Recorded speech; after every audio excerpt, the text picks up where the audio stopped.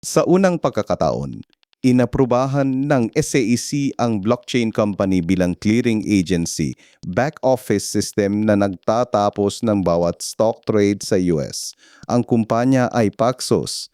Naging unang blockchain firm na rehistrado ang Paxos Securities Settlement Company sa ilalim ng SAEC Section 17A. Nasa pagitan ng bumibili at nagbebenta ang clearing agencies pagkatapos ng trade matching.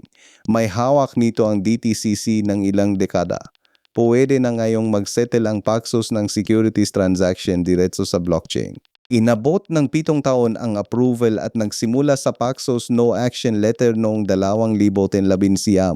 Panggalawang senyales ng linggo na bumubukas ang Wall Street settlement layer para sa blockchain. Pagkatapos ng pagpili ng DTCC ng Stellar nitong Martes. Mag-subscribe na